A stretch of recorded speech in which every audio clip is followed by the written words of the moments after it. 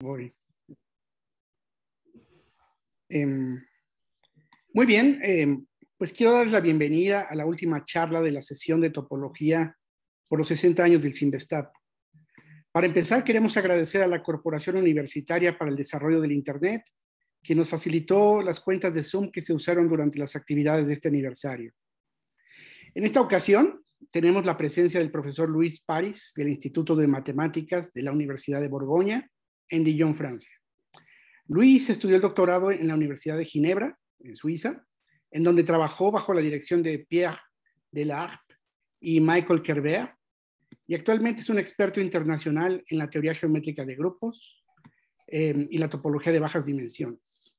Sus trabajos de investigación están principalmente relacionados con los grupos de Artin, los grupos de Garzeit, los grupos de Coxeter, los grupos modulares de superficies o mapping class groups y las configuraciones de hiperplanos. Agradecemos a Luis por haber aceptado darnos esta plática hoy sobre polinomios de Jones-Kaufman para enlaces virtuales. Adelante, Luis. Bueno, pues muchas gracias por esta invitación. La verdad es que es un honor que me invitéis a eso y siempre es un placer dar una charla no en inglés. Bueno, no tengo derecho a decir. Soy a veces políticamente incorrecto, pero sí que me divierte. Bueno, al principio tenía que dar una charla general sobre grupos de trenzas virtuales, pero soy incapaz de dar una charla así general sobre eso, sobre todo es porque está muy disperso el tema y al final uno acaba sin entender qué es lo que pasa. Así que preferí contar una historia mucho más precisa y la verdad es que es muy divertida la historia. O sea, no sé si, bueno, no os acordéis porque parte de entre vosotros, de entre ustedes, todavía no habían nacido, pero si bien recuerdo, a ver que me acuerde del año, que aquí lo tengo apuntado, es en el 85. O sea, en el 85, Von Jones da la definición del famoso polinomio de Jones que define con trazas de Markov, o sea, para enlaces normales. Y enseguida la gente, o sea, lo define a partir de las trenzas y enseguida la gente da una definición usando las Skein relations, o sea, con movimientos locales y luego llega Kaufman que da su corchete y etcétera. Sin embargo, o sea, la definición, o sea, uno de los puntos claves de esta definición de Jones es la definición de invariantes de enlaces vía las trazas de Markov y que se sigue usando para tener invariantes cuánticos y cosas por el estilo. Y resulta que la teoría de los enlaces virtuales hasta recientemente, o sea, hasta este trabajo que os voy a presentar, nunca se ha hecho. O sea, principalmente porque el grupo de trenza virtual es bastante complicado y apenas ahora se empieza a entender. Pero se conocía definiciones de por ejemplo, el polinomio de Jones y de varios polinomios, pero no había ninguna definición y, digamos, una teoría completa usando las trazas de Markov. Y entonces, ese es el trabajo que os voy a presentar, o sea, os voy a explicar cómo se pueden hacer invariantes en los enlaces virtuales a partir de las trazas de Markov. Entonces, ahora voy a poner la charla aquí. Sure. Ahora deberéis de ver eso. Sí, perfecto. Ok, muy bien. Lo que pasa es que tengo que poner. Entonces, es un trabajo en una colaboración con Loïc Ravenda, que es un estudiante que hizo la tesis conmigo y que es, digamos, experto en este tipo de cosas. Empiezo por contar qué es un enlace virtual. Entonces, los enlaces virtuales se definen como a partir de diagramas. O sea, cojo una colección, que estamos en México, perdón, una colección de círculos orientados que están inversos en el plano. Y supongo que nada más tengo cruces normales. O sea, uno no puede tener cruces así como bárbaros y quedan. O sea, todo está liso, todo está perfecto. A veces los expertos prefieren decir con un grafo con puntos de valencia 4, pero bueno, es igual. Yo prefiero que sea más liso y más así. Entonces, cada vez que tengo un cruce, le voy a atribuir un valor, que va a ser positivo, negativo, que son los valores para los enlaces clásicos, Y virtual, virtual es que no existe. O sea, que más o menos no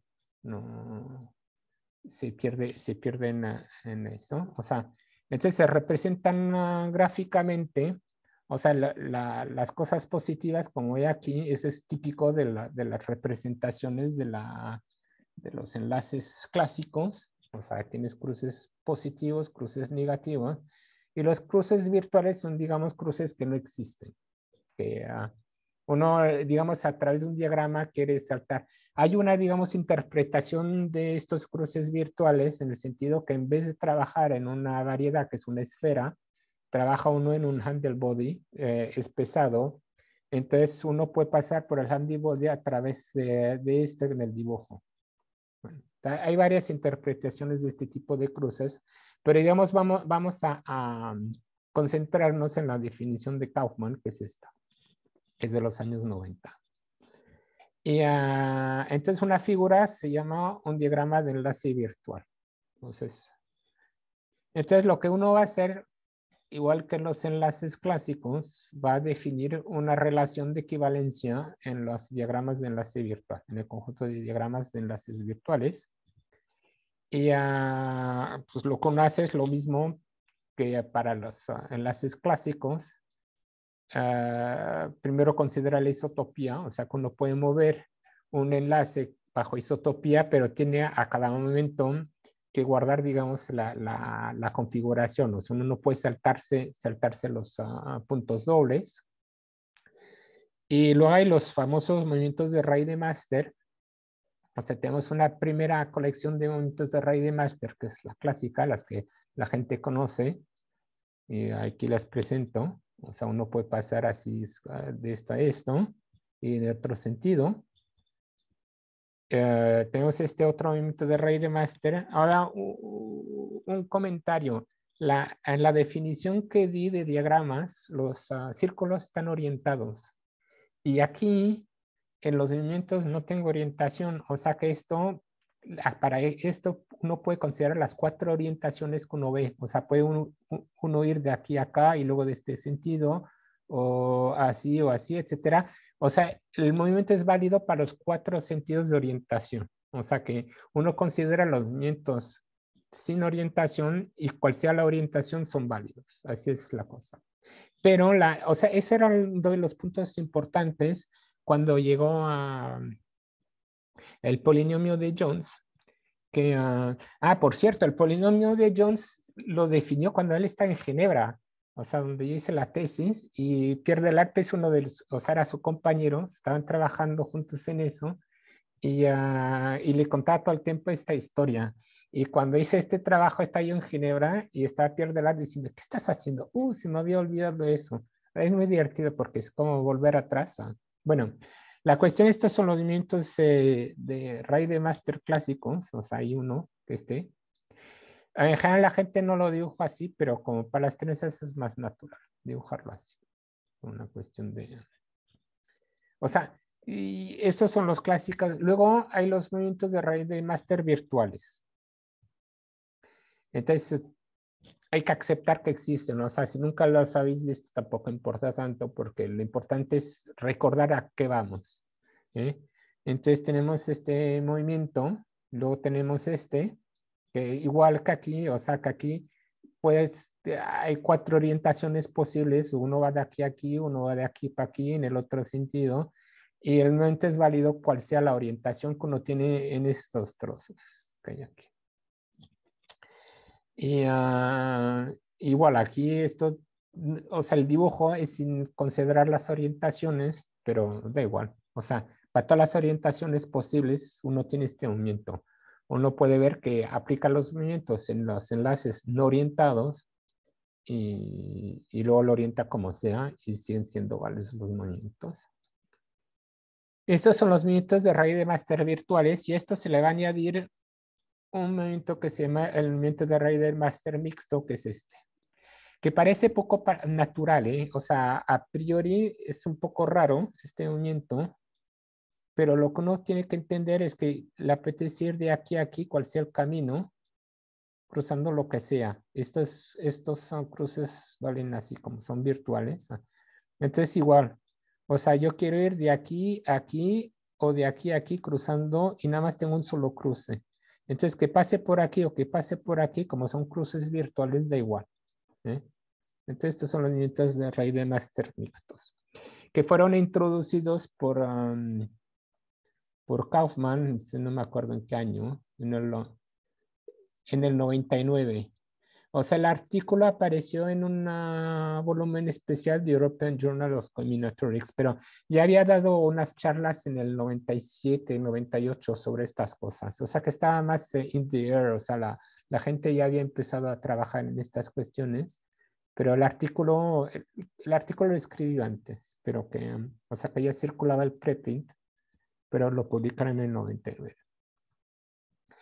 Entonces, las clases de equivalencias de diagramas de enlaces virtuales se llaman enlaces virtuales. Igual que los enlaces normales, digamos, se puede considerar como una forma de ver las cosas. Quizás no sea la mejor, pero como clases de equivalencias de diagramas normales bajo los movimientos de raíz de Master y la isotopía, ¿no? O sea, es una generalización. Y aquí tenemos un ejemplo, pues esto es un diagrama. Entonces tengo dos círculos, este y este. Aquí tengo un cruce, bueno, lo tengo orientado. Este es un cruce virtual. Este no sé si es, este creo que es negativo. La verdad es que no sé. Si este es negativo, también este es negativo. Y este también viene a ser negativo. Bueno, son todos negativos. Porque esto va aquí, así, sí, sí, y este va en este sentido. Bueno, tenemos varios cruces. Esto es un ejemplo. Entonces ahí se aplican todos los movimientos que mostré antes y uno obtiene los enlaces virtuales. Eso es lo que estudia la teoría. Y ahora hay un montón de gente que trabaja en esto y hay un montón de seminarios. Y, o sea, uno de los, digamos, de los resultados importantes en esta dirección es que si uno tiene un enlace clásico, entonces si está conectado por movimientos de Markov, por todos los movimientos de Markov, entonces están conectados por los movimientos de Markov clásicos. Eso hay que entender que la teoría de los enlaces clásicos está dentro de la teoría de los enlaces virtuales. No estoy muy seguro sobre este teorema, ¿eh? No me acuerdo, es que no lo verifiqué. O sea, es seguro para los nudos, pero no estoy muy seguro para los enlaces. Pero es típico que hay teoremas así que todo el mundo dice que es verdad y que nadie los ha verificado. O sea, que puede que sea eso, ¿eh? O que sea la misma demostración y demás. Y a veces ciertos expertos les haces la pregunta y te dicen sí, sí, sí, sí, no lo van a verificar. O sea, hay que tomar entre comillas este teorema. Es seguro que para los nudos es verdad. Y lo que no me acuerdo muy bien si es para los enlaces, pero bueno, lo puse igual porque, digamos, la idea es que es verdad y espero que sea verdad. Entonces, o sea, es lo que decía que el conjunto de enlaces clásicos está contenido en el conjunto de enlaces virtuales. Y entonces ahora la cuestión es tratar de estudiar la teoría de los enlaces virtuales o de los nidos virtuales como sea, o sea, introduciendo invariantes nuevos, o sea, hay invariantes que existen nada más en los enlaces virtuales y que dan, digamos, invariantes que no son interesantes para los enlaces clásicos o, digamos, se pueden extender otros invariantes. Entonces, lo que hay que entender es cuáles son los principios de la teoría. Entonces, hay dos principios en la teoría. El primer principio es que la teoría de los enlaces virtuales tiene que contener la teoría clásica de los nudos y enlaces. Y eso es importante. O sea, estamos extendiendo la problemática. Y entonces, la segunda cosa que se explica, el famoso movimiento de Markov mixto, de raíz de máster mixto, dice que si tengo dos puntos A y B en el enlace y tengo un arco adentro del enlace que va de A y B, tengo un dibujo así, es más claro así con el dibujo. O sea, tengo dos puntos que van de A y B que están adentro de uno de los círculos de mi diagrama. Entonces tengo un arco del diagrama y en ese arco nada más tengo cruces virtuales. Entonces la teoría dice que puedo usar cualquier arco, o sea, puedo hacer una cosa así como completamente salvaje, y cada vez que cruzo, hago un cruce, le pongo un cruce virtual, y viene a ser el mismo enlace. Esa es la noción de virtual, que se puede ir de un punto A a un punto B por el subespacio, una cosa así rara, una cosa por el estilo. Yo creo que es muy ciencia ficción esto. O sea, entramos en un espacio paralelo, una cosa por el estilo. La gente no se puede reír porque no lo digo, pero bueno. Y digamos, más o menos eso. Ahora, el subespacio puede ser un underbody, o sea, que se puede interpretar el subespacio en forma formal, digamos. Esta es la teoría. Y entonces ahora llegamos a la definición que dio Kaufman en su artículo del 99 del polinomio de Jones-Kaufman. Lo vamos a llamar polinomio de Jones-Kaufman porque, digamos, es la versión Kaufman del polinomio de Jones que se extiende a los enlaces virtuales. Ahora, si ya habéis oído la definición de la bracket de Kaufman, pues es exactamente la misma y no hay ninguna dificultad, es exacta, todo funciona igual. Entonces, tomo un anillo, o sea, como Z podría ser otra cosa, que es un anillo, son los polinomios de Lorentz en una variable A. ¿Eh? Eso va a ser mi base. O sea, los invariantes estarán en valor en este anillo. Y entonces defino lo que llamo el corchete de Kaufman localmente. Como es exactamente la misma definición que dio Kaufman en el 87, cuando, ¿es en el 87? No, en el 97, no me acuerdo, cuando yo. Sí, es en el 87.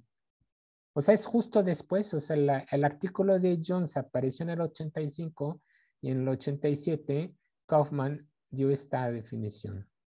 Ya estoy perdido. Entonces, es exactamente la misma definición que la que dio en el 87 para enlaces clásicos y resulta que funciona fenomenal en toda generalización. O sea, se puede generalizar sin ningún problema. O sea, si L nada más tiene solo cruces virtuales, o sea, en el caso clásico es que no tiene cruces, pero los cruces virtuales no cuentan. O sea, si no tiene cruces virtuales, entonces lo que pongo es que el corchete va a ser esta variable que en general se llama Z a la potencia L, y L es el número de componentes de L. Y ahora lo que voy a hacer es transformar, digamos, explotar los puntos donde tengo un cruce que sea positivo o negativo.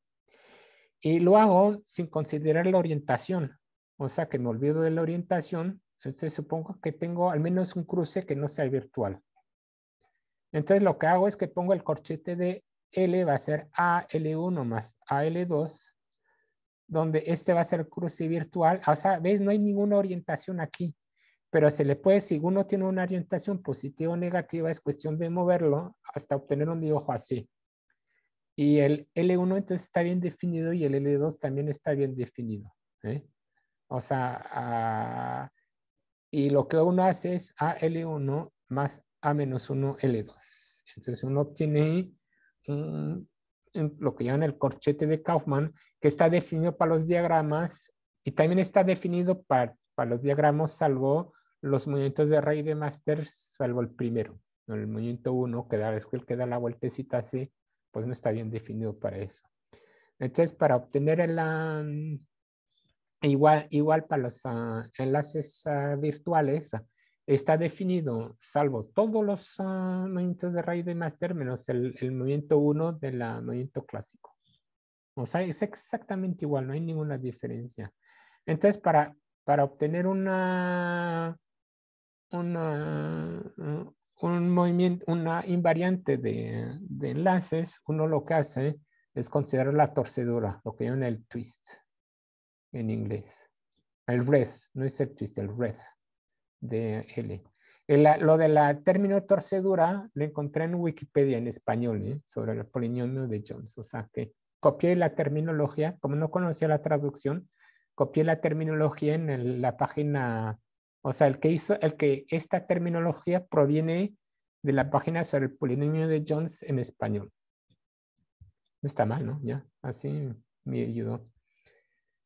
Entonces, lo que hace, lo que llamamos el polinomio de Jones-Cohen del diagrama va a ser la corchete de Kaufman y hay que cambiar un poco, hay que multiplicar, digamos, por la torcedura que hay aquí del polinomio. Entonces uno define así el polinomio.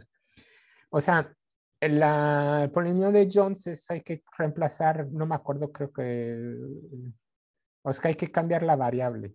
No me acuerdo exactamente qué variable hay que hacer para obtener el polinomio de Jones que se hace. Bueno, ahora, claro, la pregunta, esto se lo definió directamente Kaufman en el 99, cuando, o sea, antes, cuando definió sus enlaces virtuales, y la gente desde más de 20 años diciendo, ¿y ahora qué? ¿Qué trazas de Markov? Y nada.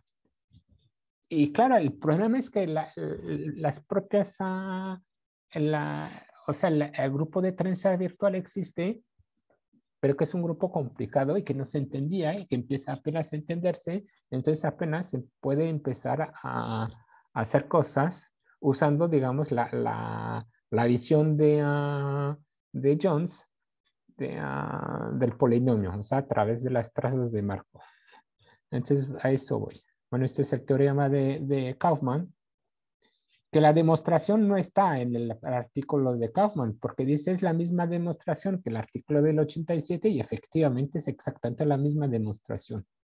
O sea que esto te define un invariante de los enlaces virtuales de que lo llamamos el polinomio de Jones-Kaufman. Lo llama el F polinomio él, pero bueno, yo lo prefiero llamarlo Jones-Kaufman, porque me caía bien Jones, ahora no. Entonces, ahí vamos. O sea, ¿cómo vamos a definir eso usando las trazas de Markov? O sea, volvemos, digamos, tratamos de volver al nacimiento del polinomio de Jones, que es a través de las trazas, y adaptar esa definición en este caso. Ahora, tengo que advertir una cosa, que la idea no es nueva. Hay un artículo de 3 chinos que se llama Li Lei Li, que la idea está dentro. Lo que pasa es que en el artículo no hay una sola demostración, una parte de los resultados son falsos. O sea, digamos, hay una idea, pero que toda la parte de cálculo es falso. O sea, hay errores en el artículo y entonces hay que tener cuidado. Hay otra cosa hay otros, digamos, invariantes de los enlaces virtuales que extienden el polinomio de Jones-Kaufman, clásicos. O sea, por ejemplo, está la arrow polinomial, o sea, el polinomio flecha, y también sabemos hacer eso. O sea, en esta charla hablo de lo clásico porque es lo que uno puede entender. Y si uno quiere hacer más, pues podemos ir más allá. Pero, digamos, la idea es que la gente entienda qué es lo que hacemos, no que impresionar a la gente. Entonces, igual, de la misma forma que se definen ¿cómo se llama? Los enlaces virtuales, vamos a definir las trenzas virtuales, que tomo varios caminos que van o sea, van de R2, o sea, que van del punto 1, 2, 3, 4 crucero al punto 1, 2, 3, 4, 0. Y nada más, o sea, que siguen yendo en forma monotónica en la primera coordenada. Y supongo yo que nada más tengo cruces dobles normales en eso. Y igual que para los enlaces virtuales, lo que hago es que defino a cada cruce le atribuyo un valor positivo, negativo y virtual que represento gráficamente como uno lo apetece. O sea, que el cruce positivo va a ser este, el cruce virtual va a ser este. Y eso lo llamo un diagrama de trenza virtual, y igual que para los enlaces virtuales defino una relación de equivalencia. Bueno, aquí hay un ejemplo. ¿eh? O sea, esto es una trenza de 4 hebras. Entonces parto de 0, de 1, este va aquí, etcétera. Bueno, esto es un diagrama. Entonces defino una relación de equivalencia sobre estos diagramas, igual con las relaciones de raíz de Master clásicas. Y ahora sí que necesito orientación aquí. Por eso necesito los dos movimientos, por una cuestión de orientación. Y estas son las relaciones clásicas. Ahora, como tengo este, aquí nada más necesito este, no necesito todas las posibilidades que hay. Tengo las relaciones de raíz de Master virtuales, que nada más hay estas dos. Y voy a tener las relaciones de raíz de Master mixtas, que van a ser estas. Que nada más tengo una. Es exactamente la misma que para los enlaces virtuales. Y entonces las clases de equivalencia de estos diagramas se llaman trenzas virtuales y forman un grupo que se llama el grupo de trenza virtual de enebras. De trenzas virtuales de enebras. Y lo voy a denotar por BBN. Y entonces uno le apetece hacer lo mismo que es lo que hace con los enlaces clásicos, o sea, cerrar. Bueno, primero, no, sí, se me olvidó decir eso, que tenemos una presentación de este grupo. Entonces los generadores son estos. Estos son los mismos que los generadores clásicos del grupo de trenza clásico, y esto se le añade los generadores que son virtuales, ¿eh? Y tenemos varias relaciones. Y lo que hay que ver es que hay que ver las relaciones por bloque. Este bloque es exactamente las relaciones del grupo de trenza clásico. Con lo cual hay una copia, bueno, no es obvio, o sea, hay un homomorfismo del grupo de trenza clásico en el grupo de trenza virtual y no es completamente obvio que es inyectivo, pero lo es. Y aquí tenemos una copia del grupo simétrico adentro del grupo de trenza virtual. O sea, este es el segundo bloque. Y esta copia induce también un encaje del grupo simétrico adentro del grupo de trenza virtual. Eso no es muy difícil demostrarlo. Tanto demostrar que el homomorfismo del grupo de trenza, el grupo de trenza virtual, necesita uno hacer un poco de álgebra. Aquí es más o menos inmediato, pero hay que trabajar un poco. Y estos que son las relaciones mixtas, las estamos estudiando ahora y en realidad lo que están es ciertamente copiando la acción del grupo simétrico sobre o sea, tiene una interpretación como la acción del grupo simétrico sobre el sistema de raíz del grupo simétrico, sobre su sistema de raíz. O sea, es bastante interesante esta presentación en el sentido que cada bloque tiene un sentido importante, una interpretación importante. Bueno, la cosa es que tenemos esta y lo que nos interesa es, al igual que para las trenzas clásicas, es poder cerrar una trenza virtual. O sea, uno dibuja una trenza, la cierra así tontamente y obtiene un diagrama o sea, a partir de una trenza virtual, uno obtiene un enlace virtual. O sea, como hemos definido la relación de equivalencia de beta como relaciones de raíz de Meister, como son las mismas que las relaciones de raíz de Meister en los enlaces virtuales, claramente el enlace virtual que uno obtiene nada más depende de beta.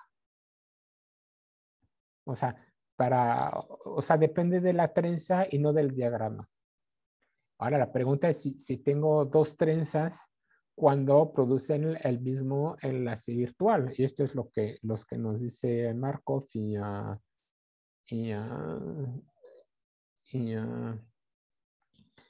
entonces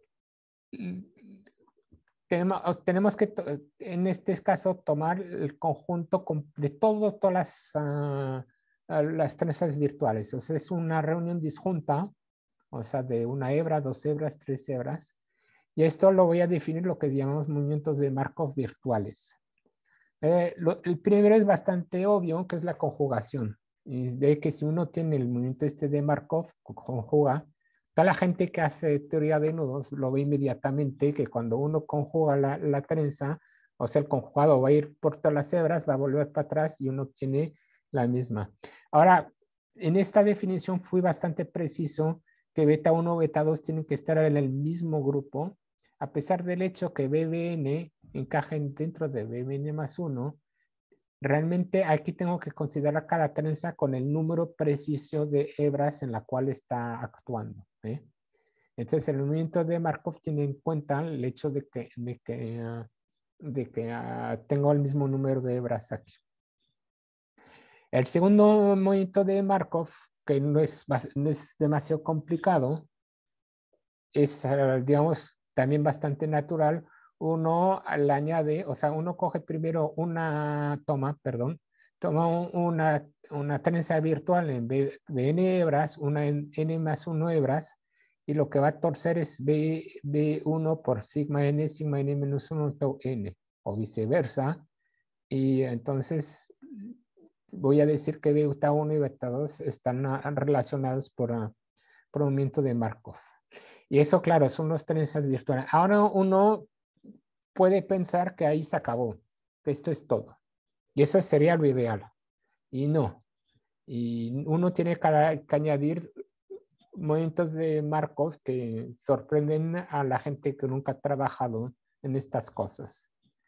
Y entonces hay dos movimientos de Markov que uno tiene que añadir, que es este. O sea, que uno puede añadir esta trenza, o sea, es igual. Uno toma una trenza de n hebras, una trenza de n más 1 hebras, y le tiene que añadir esta trenza a la derecha. O sea, no solamente se le puede añadir esta y esta y esta, pero también se le puede añadir esta. Y la excepción es que aquí uno puede empezar a 1, pero aquí uno necesariamente tiene que empezar a 2. Y este movimiento de Markov, sorprendentemente, o sea, cada vez que doy esta charla, la gente no se lo cree, pero no se puede obtener este movimiento de Markov con los demás. O sea, ahí hay que ponerlo. Y lo peor en esta historia es que hay un cuarto movimiento de Markov. O sea, esta trenza es horrible. O sea, ya, ni tratéis de acordaros de esta trenza porque ni yo me acuerdo de esta trenza. Cada vez la tengo que copiar porque se me olvida cuál es esta trenza. Es una trenza inmensa, así, muy grande, muy larga. Y lo mismo, o sea que puedo reemplazar sigma n por esta trenza así. Y ahora, claro, la gente pesimista dice, bueno, hay que añadir cosas y cosas y cosas. Pues no, esto basta. O sea, es peor que en el mundo de las trenzas y los enlaces normales, pero que tampoco es catastrófico, digamos. Vamos a ver las cosas así. Y ahí tenemos el teorema de, el teorema de Kamada, que es del 2007, el artículo está publicado en 2007, pero el preprint lleva ya casi 10 años. Y Kamada no quería publicarlo. Hasta gente como yo le dijimos, oye, ya basta y públicalo. Y Kaufman-Lambrúpulo, la versión de Kamada no es tan precisa como esta. Esta es la versión de Kaufman y Lambrúpulo, y es con una demostración un poco diferente, pero reobtienen el teorema de Kamada. Pero el artículo de Kamada, digamos, el preprint salió 10 años antes del artículo de Kaufman y Lambrúpulo. Entonces, la primera parte, que la demostración es bastante similar a la de los enlaces virtuales, dice que si tengo un enlace, lo puedo presentar como una trenza cerrada. Pues muy bien, perfecto. Y el segundo, que es el más interesante, que sería, digamos, la versión Markov para enlaces virtuales, dice que dos trenzas cerradas son equivalentes y solamente si puedo conectar una trenza con otra usando movimientos de Markov virtuales, claro, en este caso. Y eso se usa todo el tiempo para digamos, para definir enlaces invariantes de enlaces normales. Y muy poco para definir, digamos, invariantes de enlaces virtuales. Eso es lo que queremos hacer. Entonces aquí tenemos el ejemplo de esta trenza, que es la no tan horrible, pero peor que las otras. O sea, aquí tengo sigma n menos 1, aquí tengo sigma n, o sea que voy o sea, recorro la trenza en esta dirección. y aquí le pongo una cosa virtual. O sea, claramente esto lo puedo pasar a debajo y luego lo quito. Y tal como está hecho el dibujo, uno tiene la impresión que no, que esto la puedes cambiar por otra cosa y demás. Y no, no se puede. O sea, si sois capaz, os pago una cerveza. Bueno, no sé. En Estados Unidos no tengo derecho en hacer eso. No sé si en México. Aquí sí, ¿eh? Aquí pago el vino mejor. Pero en YouTube no sé si me van a censurar en YouTube por decir estupideces así. Sí, bueno, ya veremos. Y la cuestión es que sí hay que añadirlo, este movimiento. Bueno, pero eso es una cuestión técnica, digamos que existe, el teorema de Markov existe ya desde hace un tiempo. Entonces, claro, uno inmediatamente piensa, pues vamos a tratar de hacer trazas de Markov para definir invariantes. Entonces, ¿qué es una traza de Markov? O sea, la primera cosa que hay que saber es que el grupo de trenza virtual de n hebras encaja dentro del grupo de trenzas virtual de n+1, con lo cual tengo un encaje a nivel de los anillos. R es un anillo, o sea que este es el anillo de grupos. Y entonces lo que llamo una traza de Markov va a ser una serie de aplicaciones R lineales, o sea que R como un anillo, que van a verificar satisfacer todas las 4 propiedades que quiero. La primera es invariancia por conjugación, o sea que esto corresponde al primer tipo de métodos de Markov. La segunda es que puedo añadir cualquier cosa, o sea, uno tiene el n que corresponde a BN y el n+1 que corresponde a n+1, entonces le puedo añadir sigma n, o n a la derecha y no pasa nada, tengo la misma cosa.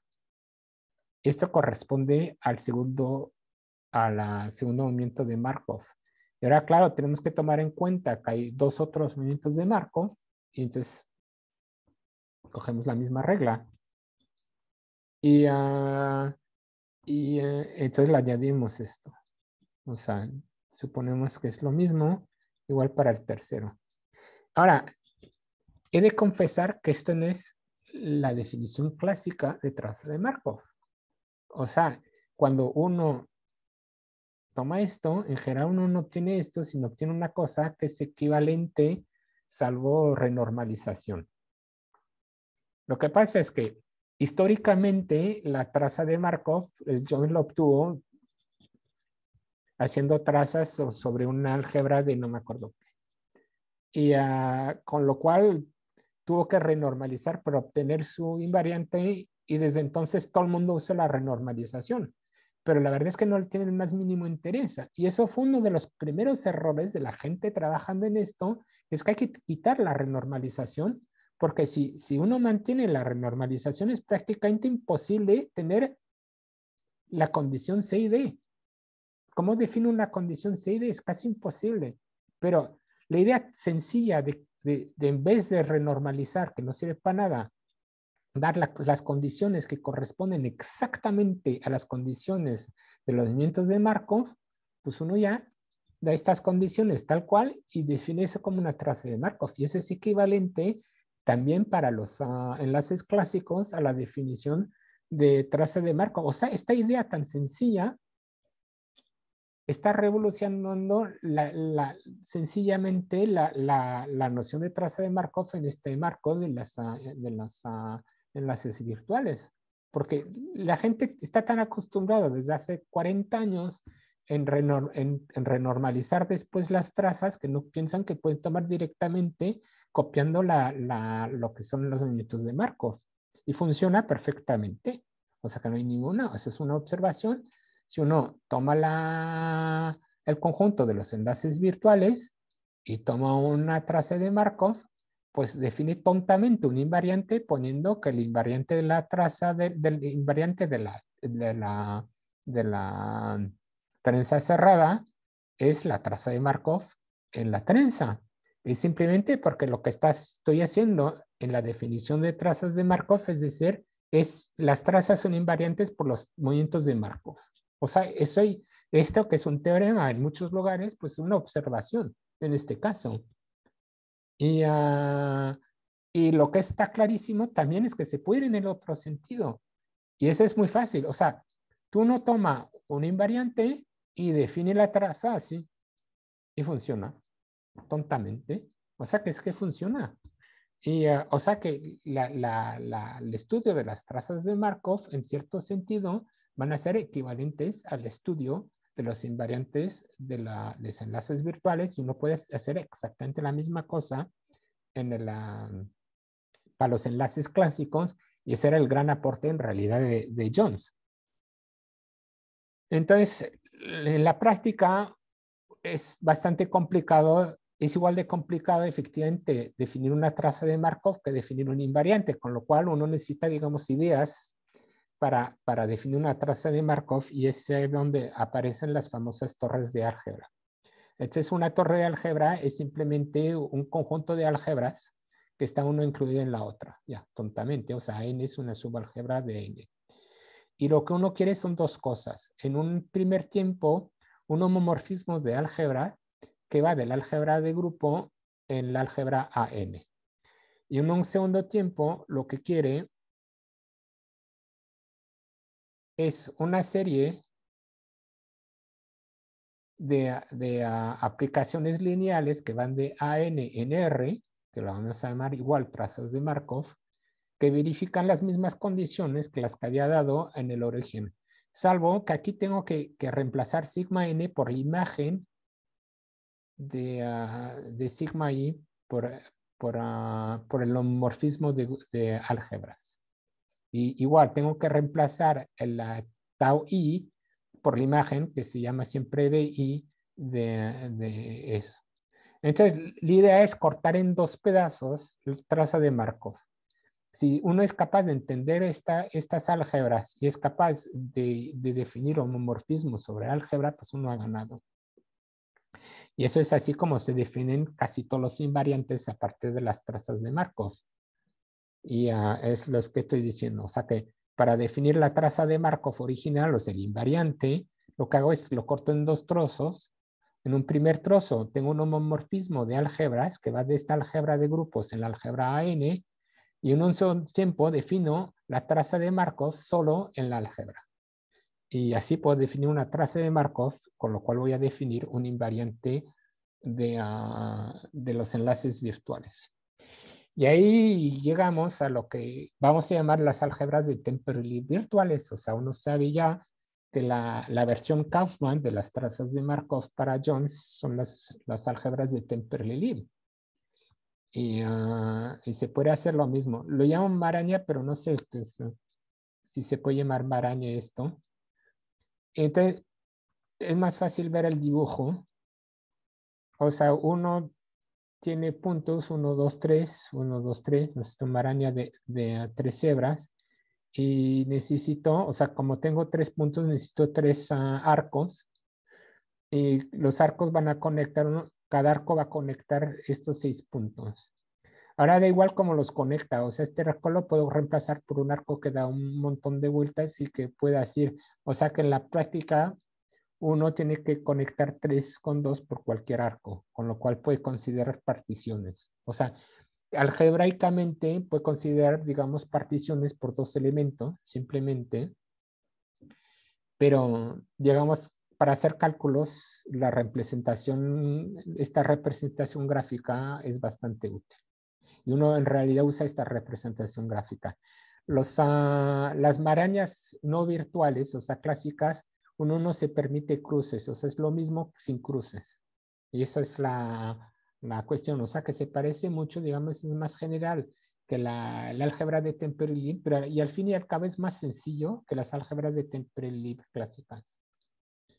Y esto es la maraña, o sea, virtual, que corresponde a la partición 0102, o sea, que voy de 01 a 02. Luego voy de 03 a 12, o sea, voy de aquí a aquí. Y voy de 13 a 1.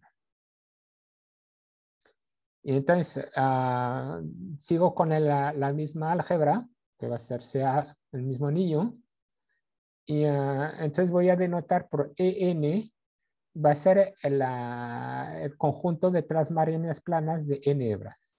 Y BTLN al principio iba a ser el módulo libre generado libremente por esto. O sea, uno puede considerar eso como un espacio vectorial. Y si nos molesta, da igual. O sea, uno puede reemplazar esto por una, ¿cómo se define? Un cuerpo que lo contenga ya. Da igual, o sea, que no. El resultado va a ser el mismo. O sea, uno tiene un invariante cuyos valores van a estar aquí adentro, pero uno puede hacerlo en un cuerpo que lo contenga. Y ahora aquí adentro voy a definir una operación, o sea, una multiplicación, ya tengo una adición. Y ahora voy a definir una multiplicación, o sea, tomo dos marañas virtuales y las pego una a la otra, una a la izquierda, otra a la derecha. Y pegándolas, lo que hago es obtengo curvas cerradas y n arcos.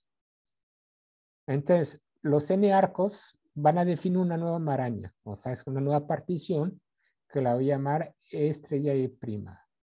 Y lo que hago es que los n arcos, pues los voy a multiplicar. O sea, si m es el número de curvas cerradas que obtengo, entonces voy a definir la multiplicación como menos 1 al cuadrado menos, esto es el famoso z en la definición de Kaufman, y más la maraña que obtengo. Y lo que se puede ver es que esto, con esta multiplicación, es un álgebra.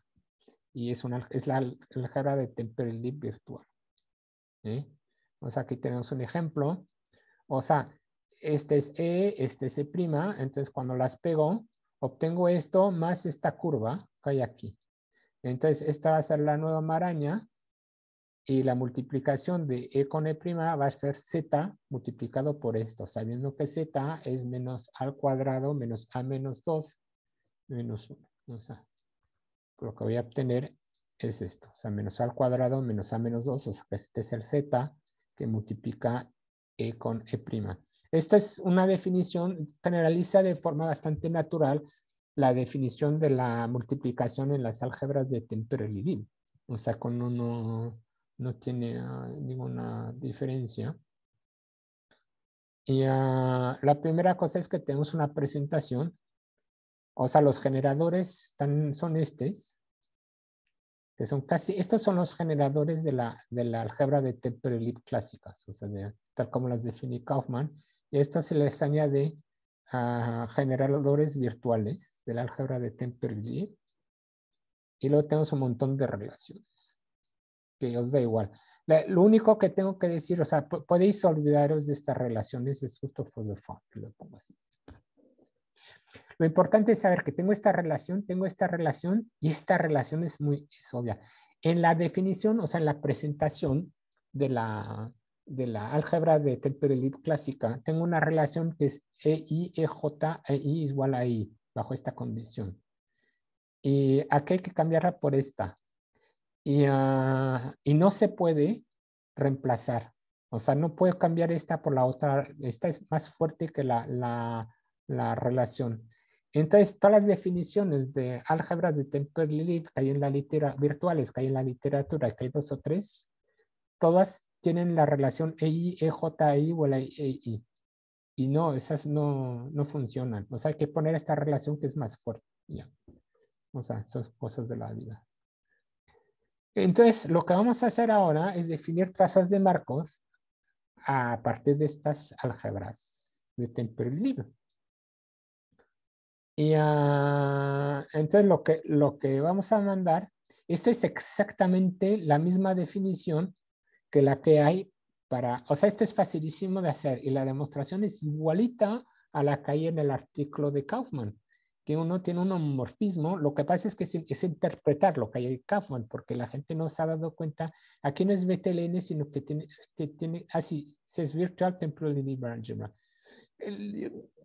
O sea, toda esta gente no son algebristas, con lo cual la interpretación que son homomorfismos de grupo no la tenían realmente cuando empezaron a definir eso, pero hay que decir sencillamente que son homomorfismos de grupo para pasar del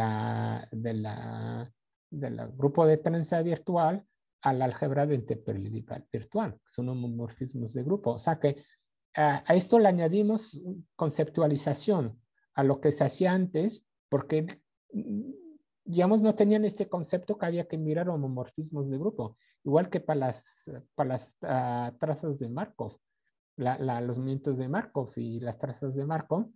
No hay ninguna razón por la cual hay que renormalizar, se podía definir sin renormalización. Lo que pasa es que nadie pensó que se podía hacer así. O sea, uno puede tener una idea sencilla que la gente en 40 años nunca ha tenido. Es sorprendente, pero así es. En cambio, la definición es la misma. En cambio, aquí no es la misma que uno tiene en ¿cómo se llama? En los artículos clásicos.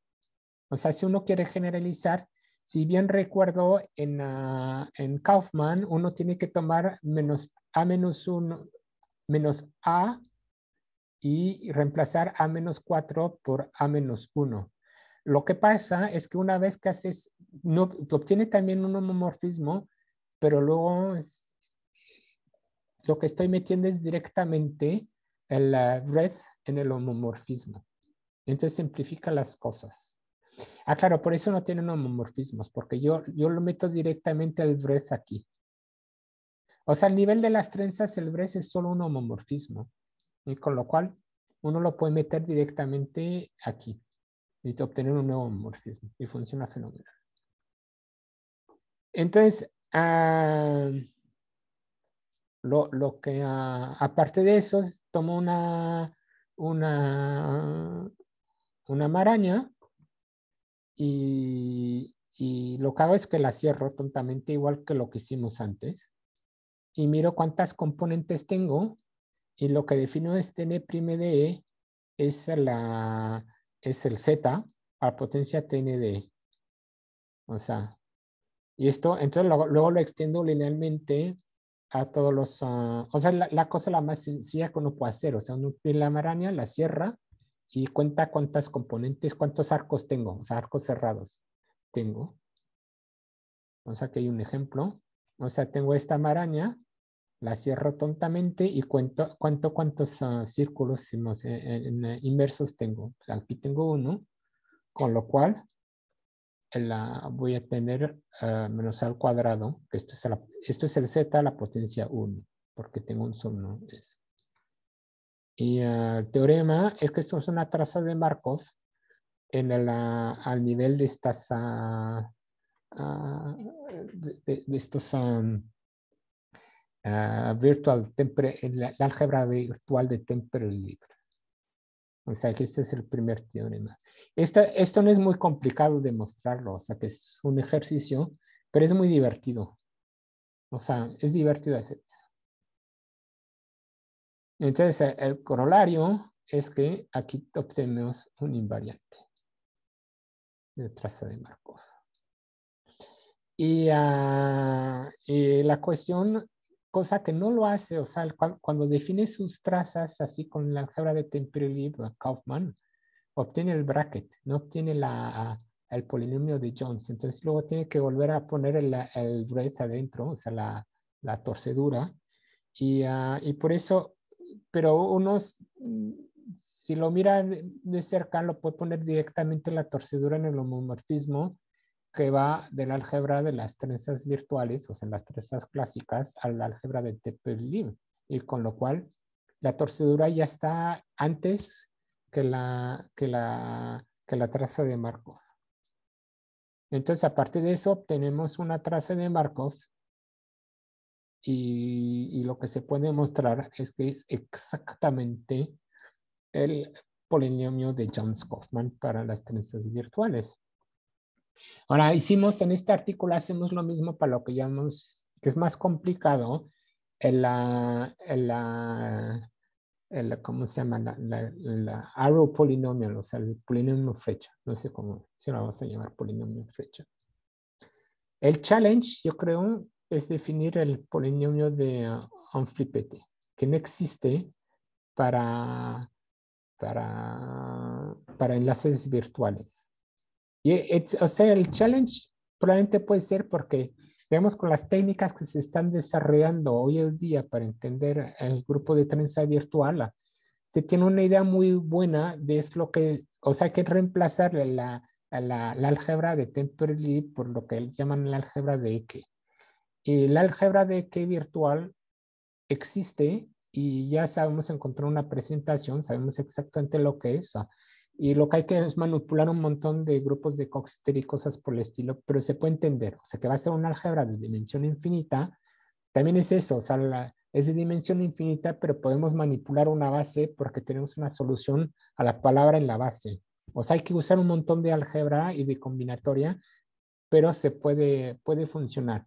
Ese es el challenge y probablemente será el primer, digamos, siendo optimista, el primer invariante de los enlaces virtuales que se podrá definir directamente por trazas de Markov, porque no existe ninguna definición usando la Skyne, o sea, las relaciones de Skyne. Y bueno, esa es mi esperanza. Todavía no me ha dado tiempo de hacerlo, pero pienso que soy bastante optimista y pienso que sí. Bueno, en esto voy a concluir la charla. Gracias por su atención. Muchas gracias, Luis. Pues yo invito a todos los participantes a abrir sus micrófonos para agradecer la charla tan interesante de Luis.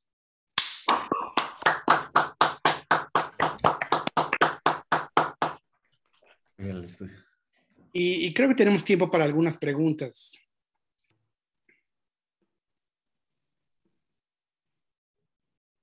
Yo no tengo una pregunta, sino que me tengo que despedir porque tengo que dar clase. Ya acabé ya. Tengo varios comentarios sobre lo que dijimos al principio, pero por ahí te escribo. Ok, muy bien. Yo hice la tesis junto con Kaufman, casi. Ah, pues muy bien. Bueno. Dios, todos. Bueno, quizás nos veamos en España, aunque no creo que coincidimos, porque yo en enero, sí, yo en enero me tengo que quedar aquí. Muy bien. Bueno, pues suerte. Nos vemos, Jesús. Felicidades. Ya Nos vemos, Santiago. Terminó esto, estuvo muy bien. Sí quiero comentar que Luis fue uno de los que tuvo más oyentes. El segundo con más oyentes. El segundo con más oyentes. Yo tuve muchos menos. Así que todo muy bien. Gracias. Y son las 11. Adiós. Hasta luego. Hasta luego. Pues yo tengo una pregunta, si no hay más por ahí. Luis, a ver, me pregunto si estos grupos de trenzas virtuales podrían surgir como grupos fundamentales de espacios de configuraciones virtuales. No sé. Muy buena idea. No tengo ni idea. No sé. Podría ser. O sea, es un enfoque que nunca se ha estudiado. O sea que sí, podría, no tengo ni idea de qué es lo que significa espacio de configuración virtual, no tengo ni idea. Pero efectivamente podría ser una idea, si se puede definir así. Como que es más o menos natural, no sé si fuese correcto interpretarlo como, hay versiones de los espacios configuraciones de clásicos en donde permites colisiones. Entonces, dependiendo de las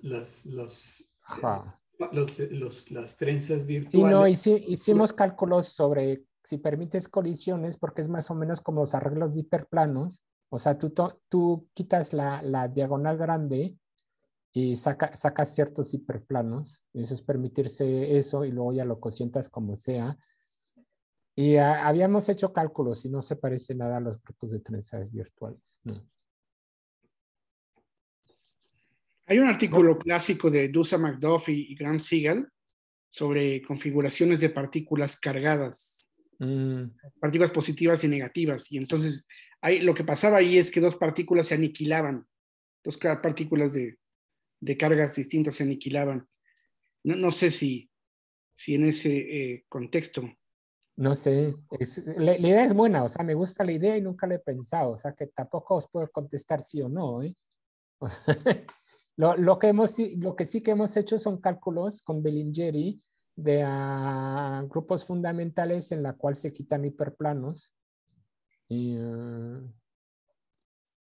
al final acabaron los cálculos, creo que Boaski con no sé quién, acabaron los cálculos, porque yo me harté.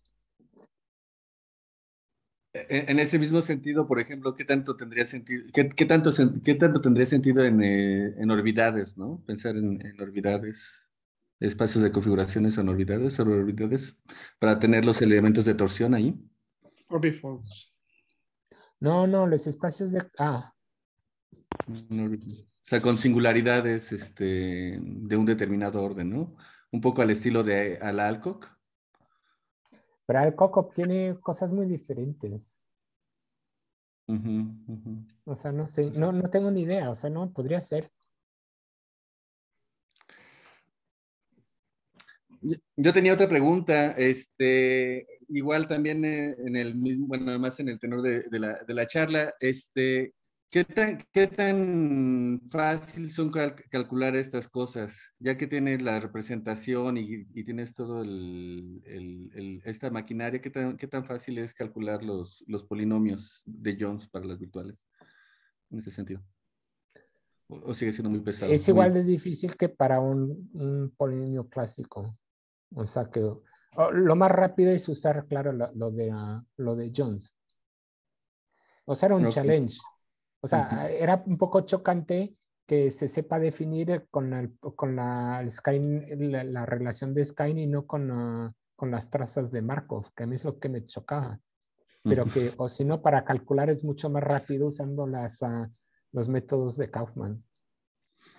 Ujú. Creo que Kaufman y toda la gente que trabaja, un montón de gente que trabaja en enlaces virtuales, tienen así programas que te calcula el polinomio enseguida y el polinomio flecha también y cosas por el estilo. En Hay ese otros sentido, raros ujú. que andan por ahí, pero Ya. Y en ese mismo sentido, bueno, un poco con lo del polinomio de Jones. El polinomio de Jones generalmente también se utiliza, o ya que tienes esta relación con las álgebras de Temperley, lo utilizas para calcular invariantes de tres variedades, ¿no? Ves que satisface las relaciones de Kirby. Y entonces, creo que ya que se tiene esta presentación y que es una extensión del álgebra de Temperley, podría funcionar también. Digo, así como lo planteas, no veo alguna obstrucción para que esto genere invariantes pues para no tres sé. variedades. No sé. No sé si lo has visto o algo así. No. Yo Solamente. hago grupos de trenzas. O sea, hago lo que sé hacer. No, sí, pues es que justamente la estrategia Sí. que hace Jones ahí es exactamente lo mismo, ¿no? Pero con las álgebras de Temperley. Entonces, Ujú. ya que está el álgebra de Temperley, muy probablemente funcione también. Sí, o sea, nuestra álgebra contiene, las virtuales contienen la álgebra de Temperley, en Ujú, forma ujú. bastante obvia. O sea, contiene toda la teoría. Claro. Sí, pero no es un invariante diferente, digamos, ¿no? No, pero Al clásico. se puede hacer Para lo cuando lo mismo restringes a como, los clásicos, no es claro. diferente. O sea, Ujú. la que es diferente es el polinomio flecha. Ese sí, que es diferente.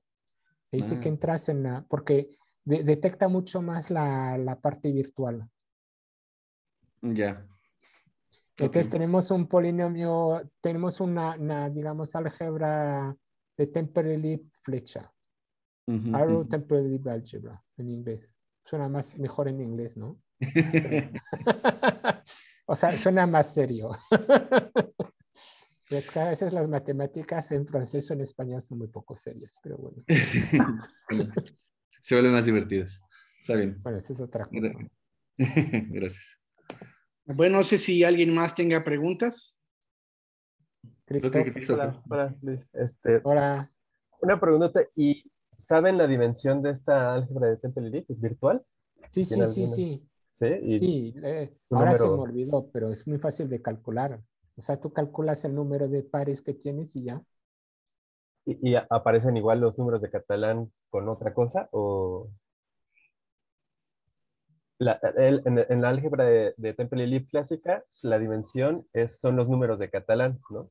No, Entonces, no, aquí la acá. dimensión es tontamente, calculas el número, o sea, necesitas una partición de dos n's por pares de n, no me acuerdo, pero no.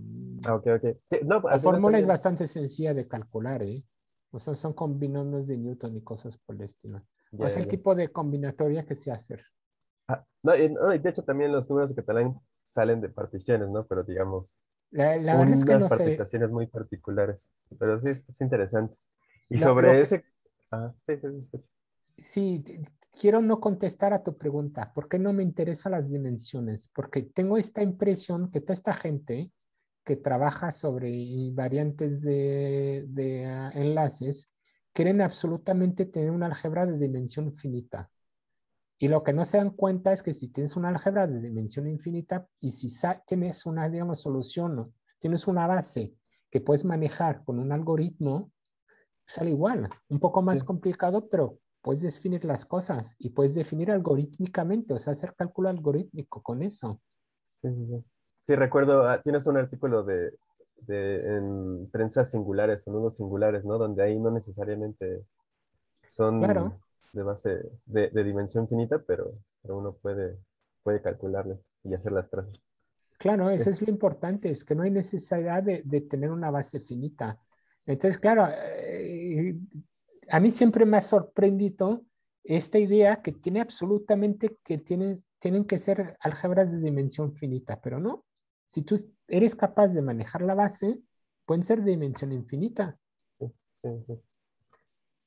Y sobre tu comentario de esto de las trazas de Markov, es curioso porque el libro de Turaev y Cassel, de grupos de trenzas, justamente construye la traza así como lo haces tú.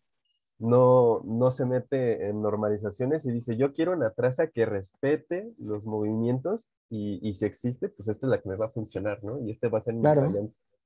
Entonces, sí, es curioso, pero por ejemplo, ahí lo que te podría preguntar es qué tanto problema tuvieron para definir las trazas de manera recurrente en la torre de álgebras, porque ahí es cuando uno tiene que empezar a hacer las modificaciones para que sean compatibles entre ellos. No es natural Y yo creo que lo que pasa es que si uno le quita un poco de historia, se le puede limpiar y funciona igual. sí, No, yo creo que las renormalizaciones es una cuestión histórica, pero que no tiene el más mínimo interés en la práctica. sí, no, sí, sí. Y una última pregunta que a lo mejor se me hace un poco, no sé si sea técnico o no, pero mencionaste sobre esta relación en el álgebra de Temple-Lilip clásica y que cambia aquí en la virtual, Ujú. el EI igual a EI. En la forma diagramática es así como muy natural pensar que esa relación sí está No, esta es una consecuencia de las que he dado. pues claro, nada más Lo que la no compara. puedes reemplazar la que mostré por esa. Ok, pero entonces esa que dices que reemplaza, ok, ya. Sí, no, ya te entendí, ya te entendí. Sí está incluida, pero hay que, o sea, estaría redundante si uno la pone ahí. Entonces, Claro. ok, ya, no, está muy Y interesante. esa era una de las críticas de esta es así que tenía con el artículo de los chinos, que te ponían esta relación diciendo es obvio que es esta presentación. Pues no, primero es falsa y luego no es obvio. O sea, demostrar que es una presentación de una álgebra es dificilísimo. O sea, hay que hacer un montón de trabajo. Sí, sí, está interesante.